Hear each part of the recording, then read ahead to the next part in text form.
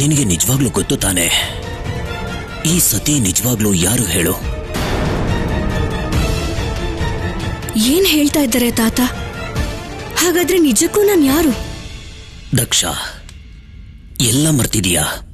ನನ್ನ ಕತೆ, ನಿನ್ನ ತಪಸ್ಸು, ಆದಿಶಕ್ತಿಯ ವರದಾನ, ಸತಿಯ ಜನ್ಮ ಎಲ್ಲ ಮರ್ತಿದೀಯಾ? ನೀನು ತಪಸ್ ಮಾಡು, ಮತ್ತೆ ತಪಸ್ ಮಾಡಿ ಆದಿಶಕ್ತಿಯನ್ನ ಒಲಿಸ್ಕೋ. ಅವಳನ್ನ ನಿನ್ನ ಮಗಳಾಗಿ ಪಡೆಯುವಂತಹ ವರದಾನ ಪಡ್ಕೋ. ಹೇಗೆ ಮರಿಲಿ ಅದನ್ನ? ನನಗೆ ಗೊತ್ತು ಅವಳು ಆದಿಶಕ್ತಿ ಅಂತ.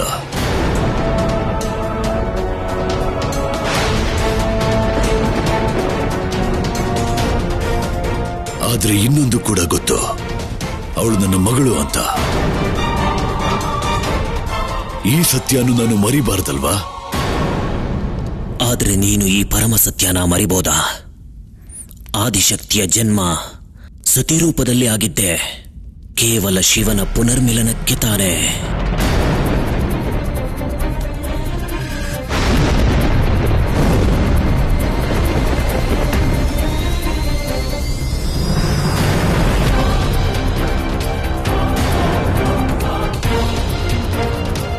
ನೋಡು ದಕ್ಷ, ನೀನು ನನ್ನ ಮಾತನ್ನ ಕೇಳು.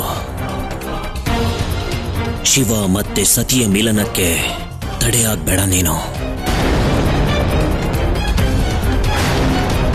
ಸತಿಯ ಸ್ವಯಂವರ ಮಾಡಿ ಅವಳ ಮದುವೆನ ಬೇರೆ ಯಾರ ಜೊತೆಗೋ ಮಾಡಿಸೋ ಹಠ ಮಾಡಬೇಡ.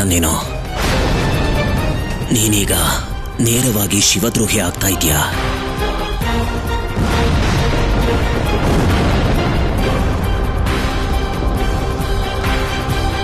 ಹೀಗೆ ಮಾಡಿದ್ರೆ ನೀನು ನಿನ್ನ ಗೌರವನ ನೀನಾಗೆ ಹಾಳು ಮಾಡ್ಕೋತೀಯ.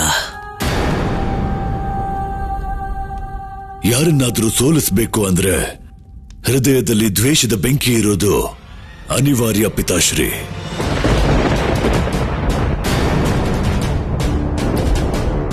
ವಿನಯವಾಗಿ ಹೇಳ್ತಿದ್ದೀನಿ ಕೇಳಿ ಪಿತಾಶ್ರೀ, ನಾನು ನಿಮ್ಮ ತರ ಮಹಾನಲ್ಲ.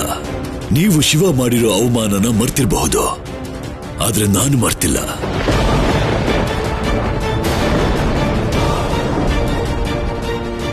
ಯಾರು ನಿಮ್ಮ 5ನೇ ತಲೆನ ಕತ್ತರಿಸಿದ್ನೋ ಅವನಿಗೂ ಕೂಡ ನೀವು ಕ್ಷಮಾದಾನನ ಕೊಟ್ಟು ಬಿಟ್ರಿ. ದಕ್ಷ, ಆ ತಲೆ ವೇದಜ್ಞಾನಿ ಬ್ರಹ್ಮನದ್ದಾಗಿರ್ಲಿಲ್ಲ. ಆ ತಲೆ ನನ್ನ ಅಹಂಕಾರದ್ದಾಗಿತ್ತು.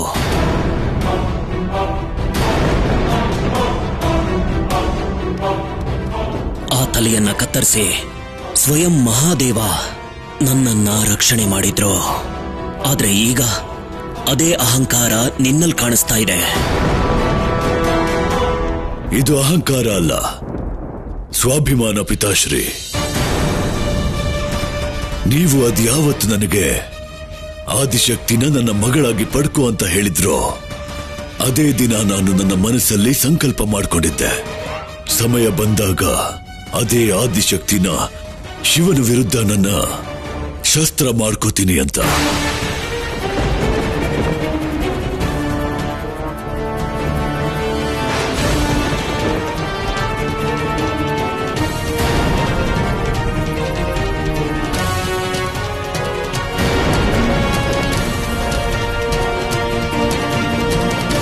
ಮತ್ತೆ ನಿಮ್ಮ ಅವಮಾನದ ಪ್ರತೀಕಾರ ತೀರಿಸ್ಕೋತೀನಿ ಅಂತ.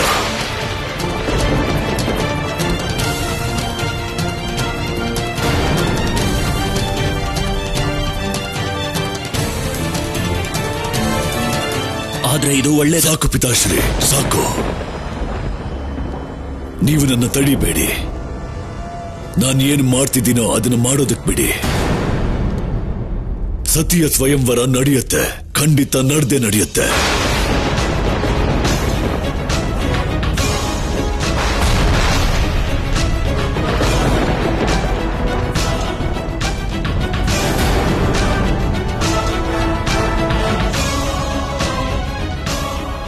ಒಂದು ವೇಳೆ ಸತಿ ಮತ್ತೆ ಶಿವನ ವಿವಾಹ ನಿಮ್ಮ ಕನಸಾಗಿದ್ರೆ ಆ ಕನಸು ನನ್ನ ಶವದ ಮೇಲೇನೆ ನನಸಾಗಬೇಕಷ್ಟೇ.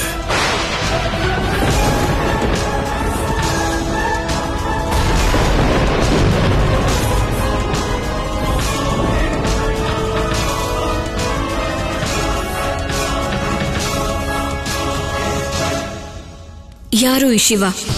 ಅವನು ನಮ್ಮ ಶತ್ರು. ಪಿತಾಶ್ರೀಯ ಶತ್ರು ಅಂದ್ರೆ ಮಗಳಿಗೂ ಶತ್ರು. ಈ ಕತ್ತರಿಸಿರೋ ತಲೆ ಯಾರ್ದು? ಪಿತಾಶ್ರೀದು. ಆದ್ರೆ ಯಾರು ಕತ್ತರಿಸಿದ್ದು? ಅದೇ ಶಿವ. ಕಾರಣ? ಹೊಟ್ಟೆ ಕಿಚ್ಚು.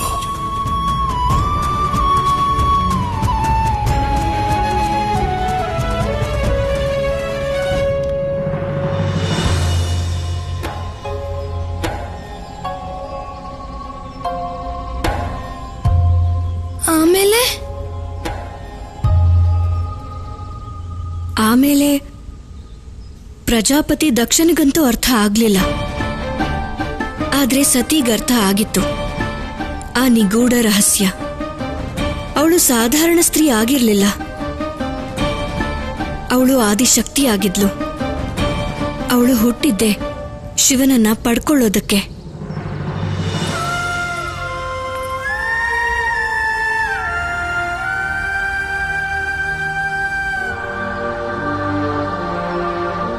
ಇವತ್ತು ನನಗೆಲ್ಲ ಗೊತ್ತಾಯ್ತು ಶಿವ. ಆ ನಿಗೂಢ ರಹಸ್ಯ ನನಗೆ ಗೊತ್ತಾಯ್ತು. ಮೊದಲನೇ ಸಲ ನಿಮ್ಮನ್ನ ನೋಡ್ದಾಗ್ಲೇ ನಾನು ಯಾಕೆ ಆಕರ್ಷಣೆಗೊಳಗಾದೆ ಅನ್ನೋದು.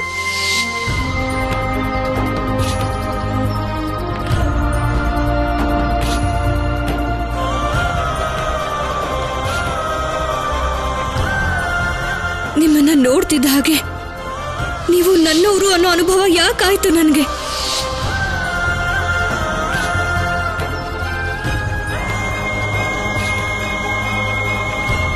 ನಾನು ನಿಮ್ಮ ಆದಿಶಕ್ತಿ, ಮತ್ತೆ ನೀವು ನನ್ನ ಶಿವ. ನಾನು ನಿಮಗೋಸ್ಕರನೇ ಹುಟ್ಟಿರೋದು. ನೀವು ನನ್ನವರು ಶಿವ, ನಾನು ನಿಮ್ಮವಳು. ನಾನ್ ನಿಮ್ಮ ಹತ್ರ ಇವತ್ತೊಂದು ಪ್ರಶ್ನೆ ಕೇಳಬೇಕು. ಯಾವ ಸತ್ಯನ ನಾನು ಇವತ್ತು ತಿಳ್ಕೊಂಡಿದ್ದೀನೋ ಆ ಸತ್ಯ ನಿಮಗೆ ಮೊದಲೇ ಗೊತ್ತಿತ್ತಲ್ವಾ? ಹೇಳಿ ಶಿವ, ನನಗೂ ನಿಮಗೂ ಏನ್ ಸಂಬಂಧ ಅನ್ನೋದು ನಿಮ್ಗೆ ಗೊತ್ತಿರ್ಲಿಲ್ವಾ? ನಿಮಗ್ ಗೊತ್ತಿತ್ತು ಶಿವ, ನಿಮಗ್ ಗೊತ್ತಿತ್ತು. ಆದ್ರೂ ಕೂಡ ನೀವು ನನಗ್ ತಿಳಿಸ್ಲಿಲ್ಲ ನಾನು ನಿಮ್ಮ ಆದಿಶಕ್ತಿ ಮತ್ತೆ ನೀವು ನನ್ನ ಶಿವ ಅನ್ನೋದನ್ನ. ಯಾಕೇನು ಹೇಳ್ದೆ ಸದಾ ಮೌನವಾಗಿದ್ರಿ? ಯಾಕೆ ಶಿವ? ನಾನು ಅಪರಿಚಿತೆ ಅನ್ನೋ ಹಾಗೆ ಯಾಕೆ ನನ್ನ ಜೊತೆ ನಡ್ಕೊಂಡ್ರಿ ನೀವು? ಸತಿ ಯಾರು? ಯಾರಿಗೆ ಸೇರಿದವಳು? ಸತಿ ನೀನು ರಾಜಕುಮಾರಿ. ನಿನ್ನ ಸ್ಥಾನ ಪ್ರಜಾಪತಿಯ ಅರಮನೆಯಲ್ಲಿ. ಯಾಕೆ ಹೇಳಿ ಶಿವ, ಯಾಕೆ?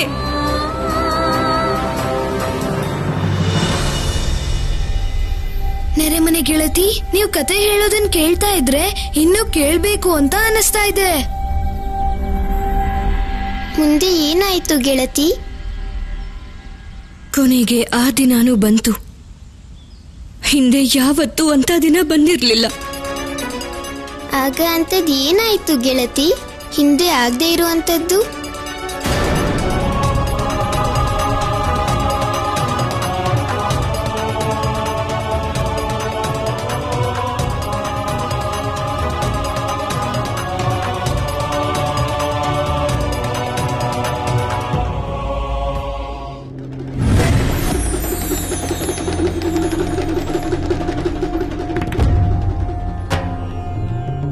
ಮಹಾದೇವ, ನಿಮಗೆ ನನ್ನ ಪ್ರಣಾಮಗಳು.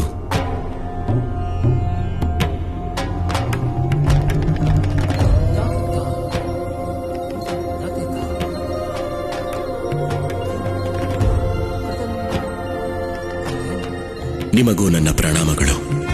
ಇಡೀ ಜಗತ್ತಿನ ಪ್ರತಿನಿಧಿಯಾಗಿ ನಿಮ್ಮನ್ನ ಕೇಳ್ಕೊಳಕ್ ಬಂದಿದ್ದೀನಿ ಮಹಾದೇವ. ಆದಿಶಕ್ತಿಯಾಗಿ ಹುಟ್ಟಿರೋ ಸತಿಯ ಬಗ್ಗೆ ನೀವು ನಿಮ್ಮ ಉದಾಸೀನನ ತ್ಯಾಗ ಮಾಡಿ ಅವರ ಪ್ರೀತಿಯನ್ನ ಸ್ವೀಕಾರ ಮಾಡಿ ಮಹಾದೇವ.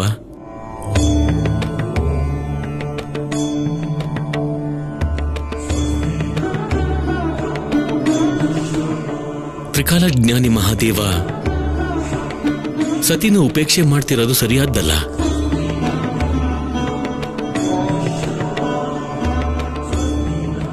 ಸತಿ ಈಗ ಬಹಳ ನೋವಲ್ಲಿದ್ದಾಳೆ. ನೀವೀಗ ಅವಳ ನೋವನ್ನ ಪರಿಹರಿಸದಿದ್ರೆ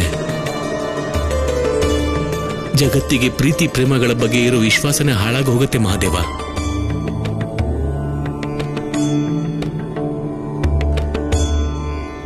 ಗೊತ್ತಿದೆ ನಾರಾಯಣ,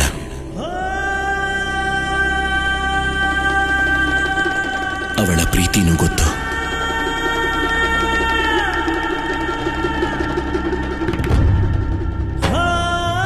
ಅವಳ ನೋವು ಗೊತ್ತು.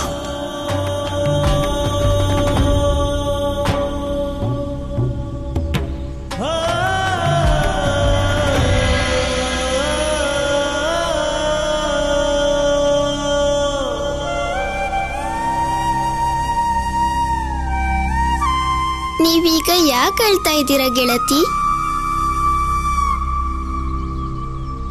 ಏನಾಯ್ತು?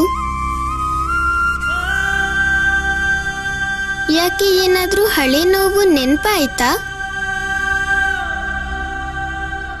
ಕತೆ ಹೇಳ್ತಾ ಇರೋ ಕಾರಣದಿಂದ ನಿಮ್ ಹೃದಯಕ್ಕೆ ನೋವಾಗ್ತಾ ಇದ್ರೆ ನಾನು ಕತೆನ ಕೇಳೋದಿಲ್ಲ.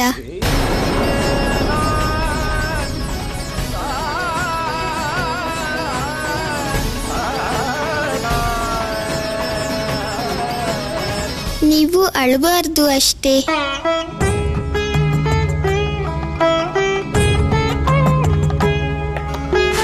ಇಲ್ಲ ಇಲ್ಲ ಗೆಳೆಯ, ನಿಮ್ಗೆ ಕತೆ ಹೇಳೋದ್ರಿಂದ ನನ್ನ ನೋವು, ನನ್ನ ದುಃಖ ಕಡಿಮೆ ಆಗುತ್ತೆ.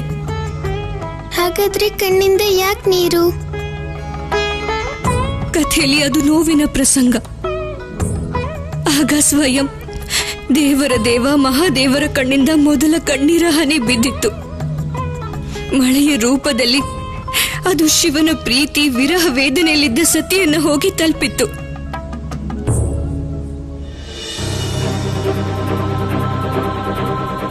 ನಾನು ನಿಮ್ಮ ಆದಿಶಕ್ತಿನೇ ಆಗಿದ್ರೆ, ನಿಮ್ಮ ಹೃದಯದಲ್ಲಿ ನನ್ನ ಬಗ್ಗೆ ಪ್ರೀತಿ ಇದ್ರೆ, ನನ್ನ ನೊಂದಿರೋ ಹೃದಯಕ್ಕೆ ನಿಮ್ಮ ಪ್ರೀತಿ ಮಳೆಯನ್ನ ಸುರಿಸಿ ಶಿವ.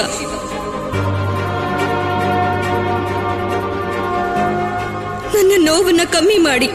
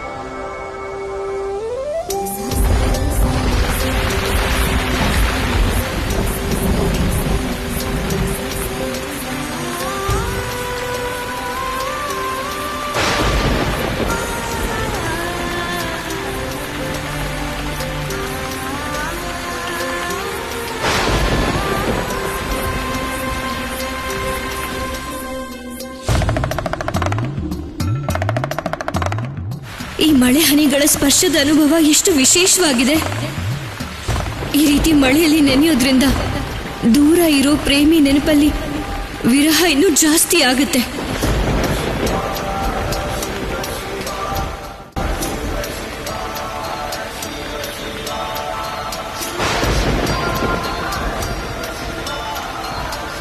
ಆದ್ರೆ ಈ ಮಳೆ ಹನಿಯ ಸ್ಪರ್ಶದಿಂದ ನೊಂದಿರೋ ಈ ನನ್ನ ಮನಸ್ಸಿಗೆ ನೆಮ್ಮದಿ ಮತ್ತೆ ಶಾಂತಿ ಎಲ್ಲ ಯಾಕೆ ಸಿಗ್ತಾ ಇದೆ ಶಿವ?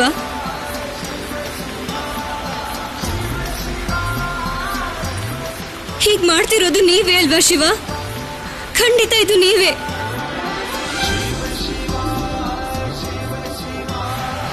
ಖಂಡಿತವಾಗ್ಲೂ ಇದು ನೀವೇ ಶಿವ.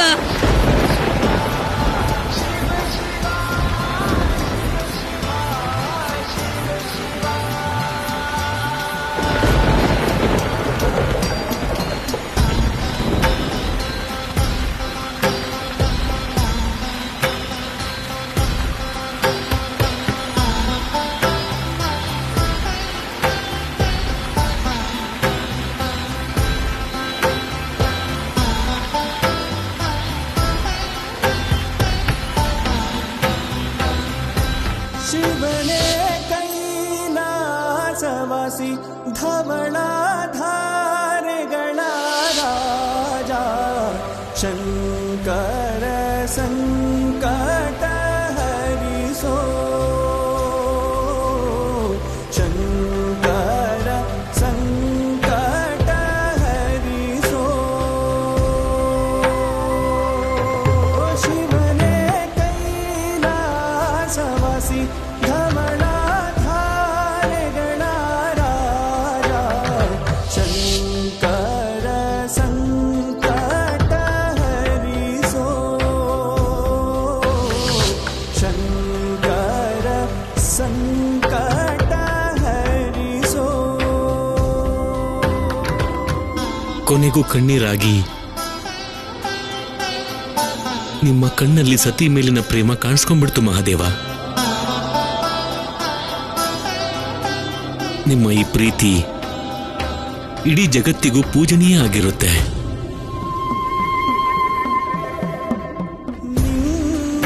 ಕೈಲಾಸದ ಮೂಲವನು ಅರಿಯೇ ಅನಂತಾನಂತವು ನಿನ್ನೀ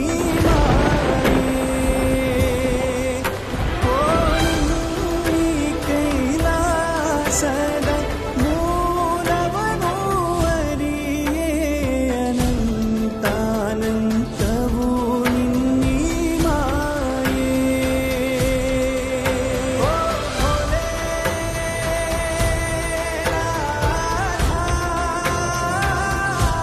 ಶಿವನೇ ಕೈಲಾಸವಾಸಿ ಧವಳಧಾರೆಗಳ ರಾಜ ಶಂಕರ ಸಂಕಟ ಹರಿಸೋ.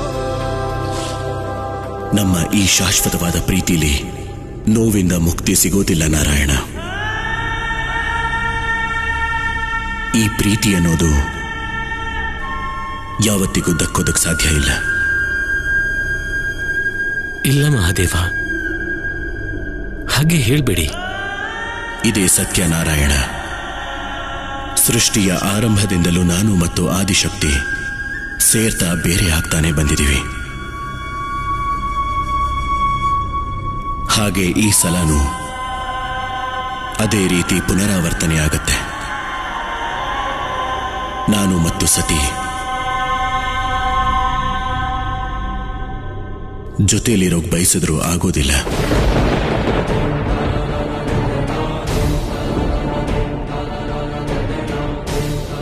ಆದ್ರೆ ಹಾಗೆ ಯಾಕಾಗತ್ತೆ ಮಹಾದೇವ? ಅದಕ್ಕೆ ಕಾರಣ ಸತಿಯ ಅಪೂರ್ಣತೆ, ಅವಳ ಅಹಂಕಾರ. ಅವಳ ಅಹಂಕಾರನೇ ಅವಳನ್ನ ನೋವಿನ ಪರಮಾವಧಿಯವರೆಗೂ ಕರ್ಕೊಂಡು ಹೋಗುತ್ತೆ, ಚಡಪಡಿಸೋ ಹಾಗೆ ಮಾಡುತ್ತೆ, ದುಃಖ ಹೆಚ್ಚಾಗ್ತಾ ಹೋಗುತ್ತೆ. ಈ ಸಂತಾಪದ ಬೆಂಕಿಲಿ ಕೇವಲ ಅವಳು ಮಾತ್ರ ಬೇಯೋದಿಲ್ಲ, ನಾನು ಕೂಡ ಬೇಯ್ತೀನಿ. ಆ ಸಂತಾಪದ ಬೆಂಕಿ ನನ್ನನ್ನು ಕೂಡ ಸುಟ್ಟು ಭಸ್ಮ ಮಾಡುತ್ತೆ. ನನ್ನ ನಿರ್ಲಕ್ಷ್ಯಕ್ಕೆ ಇದೇ ಕಾರಣ. ಯಾಕೆ ಅಂದ್ರೆ ನೋವು ನೋವೇ ಅಲ್ವಾ ನಾರಾಯಣ? ಪ್ರಿಯವಾದವರ ನೋವನ್ನ ಯಾರೂ ಕೂಡ ಸಹಿಸೋಕ್ಕಾಗೋದಿಲ್ಲ.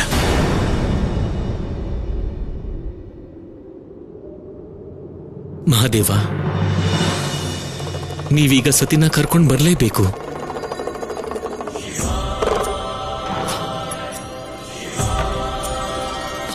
ನಂಗೊತ್ತು ಮಹಾದೇವ, ಧ್ಯಾನದಲ್ಲೂ ನೀವು ಸತಿ ನೋವನ್ನ ಅನುಭವಿಸ್ತಾ ಇರ್ತೀರಿ. ಅವರನ್ನ ನೀವು ನೋವಲ್ಲಿ ಕಳೆದು ಹೋಗೋಕೆ ಬಿಡೋದಿಲ್ಲ.